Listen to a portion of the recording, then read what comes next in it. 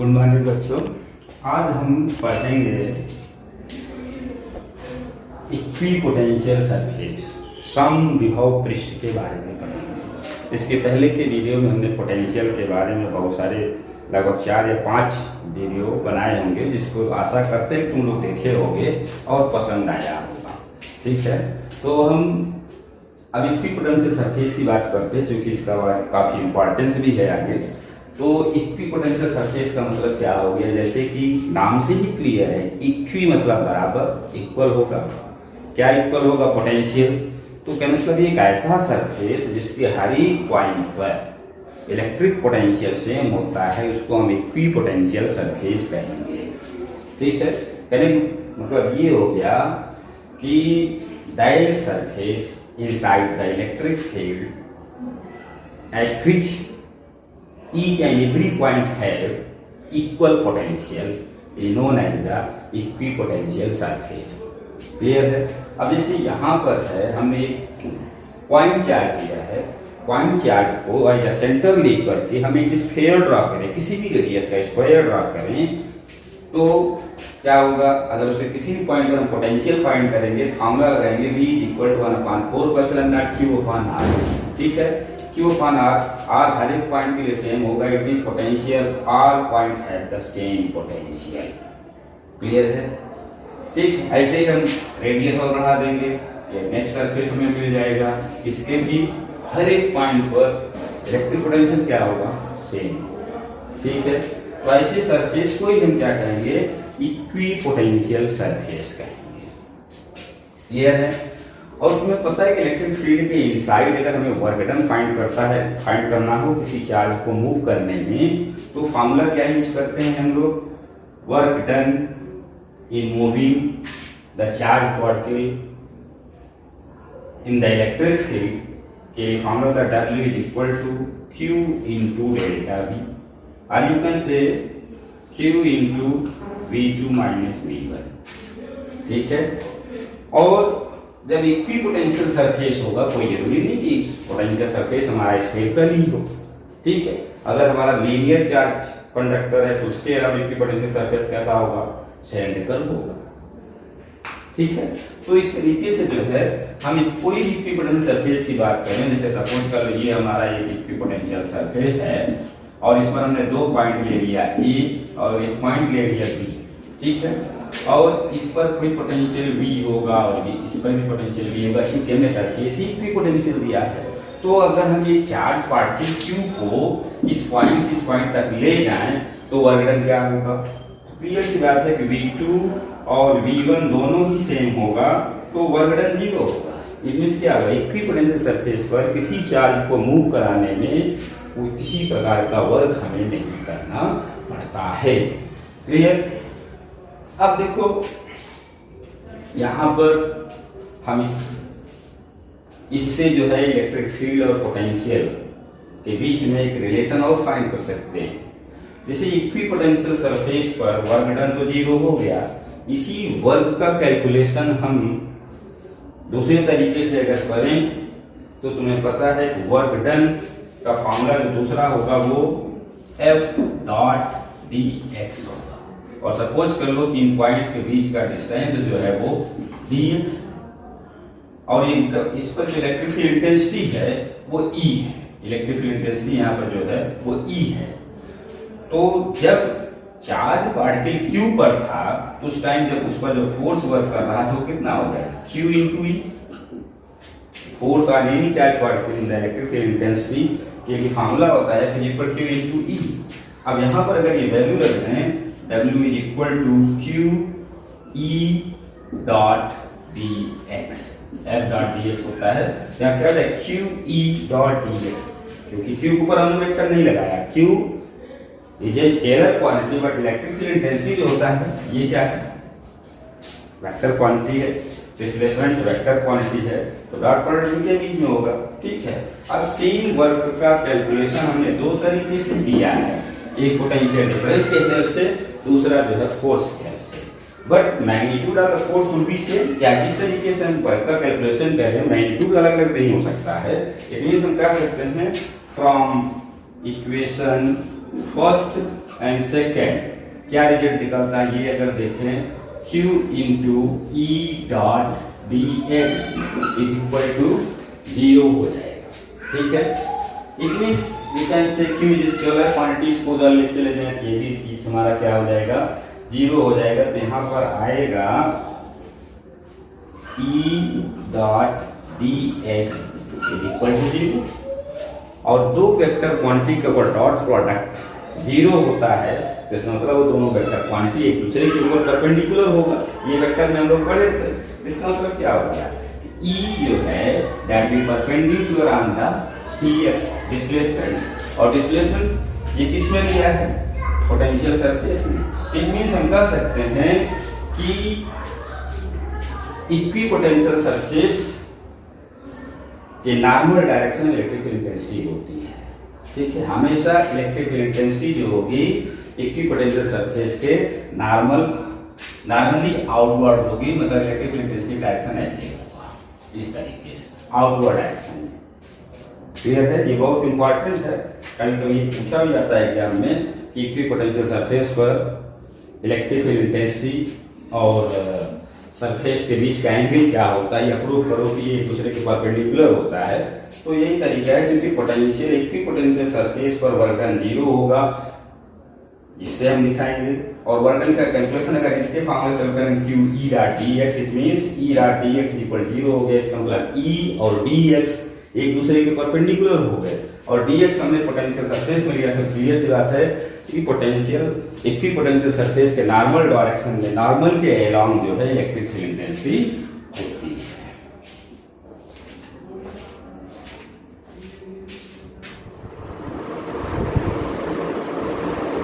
अब जो हम लोग देखेंगे work done in rotating the dipole in a uniform electric field. इसी यूनिफॉर्म इलेक्ट्रिक फील्ड में डायपोल को रोटेट करने में कितना वर्क करना पड़ेगा, अब हम इसका कैलकुलेशन करते चलेंगे।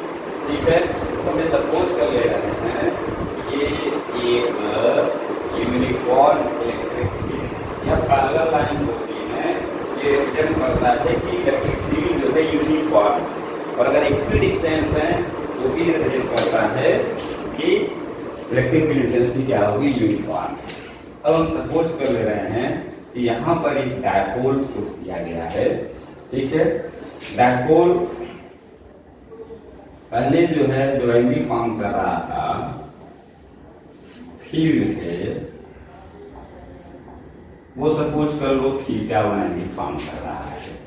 ये माइनस क्यू चार्ज है और ये प्लस क्यू चार्ज है। ठीक है, अब इस डायपोल को हम अगेन रोटेट करते हैं और इस तरीके से ले जाते हैं कि ये इलेक्ट्रिक फील्ड से थीटा 2 एंगल फॉर्म करने लगता है। माइनस क्यू यहाँ चला जाए, प्लस क्यू यहाँ पर, तो थीटा 2 एंगल फॉर्म करता है। पहले इनिशियली फील्ड से थीटा 1 एंगल फॉर्म कर रहा था, फिर इसको मैं रोटेट कर दिया और ये थीटा 2 एंगल फॉर्म करने लगा। तो इसको थीटा 1 से थीटा 2 एंगल तक ले जाने में कितना वर्क करना पड़ा, इसके लिए फॉर्मूला डिराइव करने के लिए हम पहले तो क्या करते हैं कि जब ये थीटा 1 एंगल फॉर्म कर रहा था तो इस पर एक टॉर्क वर्क कर रहा था। ये तुम लोग शुरू की क्लास में देखे होंगे हमारे वीडियो में कि जब ये थीटा एंगल फॉर्म कर रहा है इस पर एक टॉर्क वर्क करेगा। तो टॉर्क क्या होगा, तो when dipole make an angle theta with field, I can say electric field, then torque at that time। तो टॉर्क के फॉर्मूला का टाउ इज इक्वल टू क्या होता है, पी ई साइन थीटा। ये हम लोगों ने डिराइव किया था। जब कोई डायपोल थीटा एंगल फॉर्म करते हैं इलेक्ट्रिक फील्ड के साथ में रखा गया होता है तो उस पर एक टॉर्क वर्क करता है, और टॉर्क के लिए फॉर्मूला जो होता है tau is equal to PE sine theta होता है। अब इस पोजीशन से अगर हम डायपोल को डी थीटा एंगुलर डिस्प्लेसमेंट देते हैं तो कितना वर्क करना पड़ेगा? क्लियर सी बात है कि जब हम वर्क स्मॉल ले रहे हैं, एंगुलर डिस्प्लेसमेंट स्मॉल ले रहे हैं, तो वर्क भी क्या होगा? बहुत ही स्मॉल होगा। तो from this position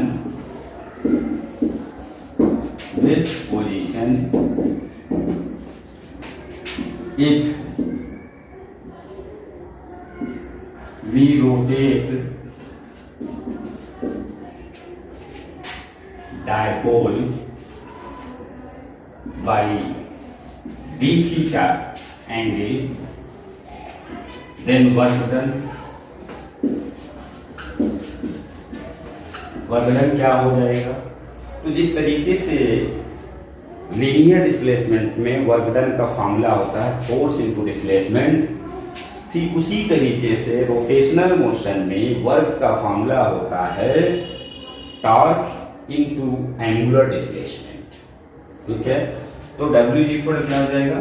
W equal हो जाएगा टाउ इनटू डी थीटा।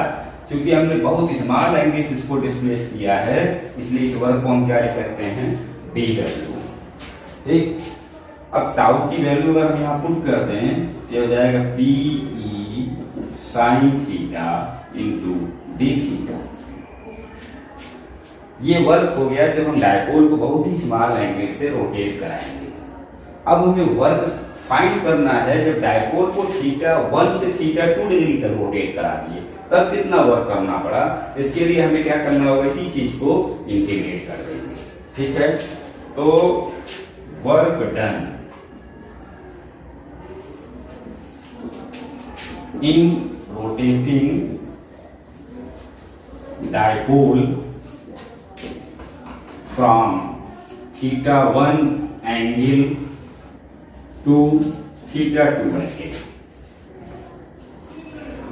इसके लिए हमें क्या करना होगा? इंटीग्रेट करेंगे PE sine theta D theta को फ्रॉम थीटा 1, इनिशियली थीटा 1 बना रहा था, टू थीटा 2 तक।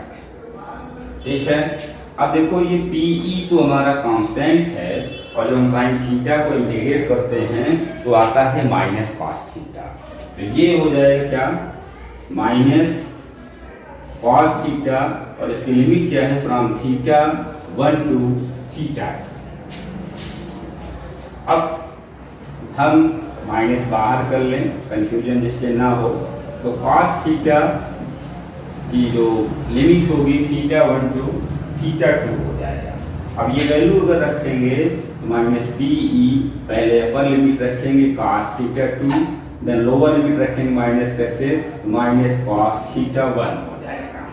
ठीक है, अब यहाँ पर माइनस साइन को अंदर ले जाकर मल्टीप्लाई कर दें तो W इक्वल टू जो है वो हो जाएगा PE cos theta 1 minus cos theta।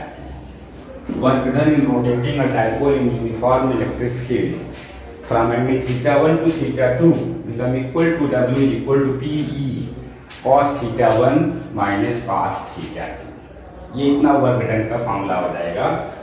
If theta 1 is equal to 0 degree and theta is equal to theta 2 is equal to theta। कहने का मतलब ये हो गया डायपोल जो है इलेक्ट्रिक फील्ड के साथ में या कहें इलेक्ट्रिक फील्ड की पैरेलल, इलेक्ट्रिक फील्ड भी इधर ही है, हमारा डायपोल मोमेंट का डायरेक्शन भी इधर ही है। तो जब पैरेलल है, इसके बाद पैरेलल की पोजीशन में जब इसको रोटेट कराएंगे थीटा डिग्री से, तब कितना वर्क करना पड़ेगा? मतलब इक्विलिब्रियम से किसी अदर पोजीशन में ले जाने पर, ये इक्विलिब्रियम पोजीशन होता है, किसी अदर पोजीशन में ले जाने पर क्या वर्क डन करना पड़ेगा? अगर ये फॉर्मूला डिराइव करना है बस इसी में वैल्यू हमें पुट कर देना है। थीटा 1 इनिशियली फील्ड के साथ ये कितना एंगल बना रहा है? 0, और फाइनली हम इसको थीटा तक ले गए। इसमें जब हम वैल्यू रख देंगे तो क्या हो जाएगा? W equal to PE cos 0 minus cos theta. ठीक, और तुम्हें पता है कि का 0 की वैल्यू 1 होती है, तो ये क्या आ जाएगा 1 माइनस cos थीटा, ये फार्मूला हो जाएगा। कोई भी फार्मूला हम लोग यूज कर सकते हैं, बशर्ते में कंडीशन क्लियर होना चाहिए कि इसमें थीटा 1 व थीटा 2 क्या रिप्रेजेंट कर रहा है, तो ज्यादा सही फार्मूला हमारा यही होगा। ठीक है बच्चों, हमें आशा करते हैं कि तुम लोग को ये टॉपिक समझ में आया होगा। समझ में आया तो इसको लाइक करें, शेयर करें। Thank you.